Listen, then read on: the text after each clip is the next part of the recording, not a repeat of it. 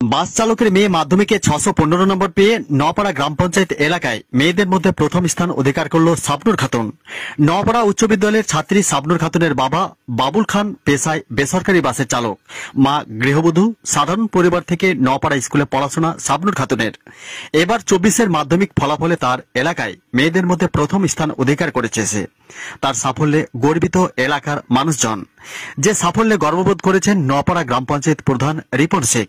তিনি সাবনুর খাতুনের কৃতিত্বের জন্য শনিবার রাত্রে ফুলের স্তবক, মিষ্টি এবং উপহার সামগ্রী দিয়ে আগামী দিনে তার প্রতিষ্ঠা কামনা করে শুভেচ্ছা জানিয়ে ওই ছাত্রীকে অনুপ্রাণিত করেন পঞ্চায়েত প্রধান রিপন শেখ।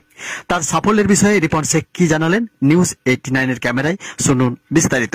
আমাদের নোয়াপাড়া গ্রাম অঞ্চলের আমারই অঞ্চলেরই নোয়াপাড়া উচ্চ বিদ্যালয়ে সাবনুর খাতুন 2024 সালে মাধ্যমিকে উত্তীর্ণ করে 615 পেয়েছে, যা আমাদের অঞ্চলে একটা গর্বের বিষয়। উনি হচ্ছেন খুব সাধারণ ঘরেরই মেয়ে। ওনার বাবার নাম হচ্ছে বাবলু খান, যিনি বাস চালক। তিনারই পরিবারে একজন মেয়ে এত সুন্দর নাম্বার করেছে, তার জন্য আমরা গর্বিত। এবং সাবনুর খাতুনকে আমি আশীর্বাদ করি যাতে আগামী দিনে এর চেয়ে ভালো রেজাল্ট করে আমাদের অঞ্চলকে গর্বিত করে, তার জন্য তাকে আমরা আশীর্বাদ করি। ধন্যবাদ। আমার যখন ইচ্ছে হতো পড়তাম, আমার নানা প্রচুর ইন্সপায়ার করতো আমাকে। টিউশন, টিচার, স্কুল সবার কাছ থেকে আমি প্রচুর হেল্প পেয়েছি।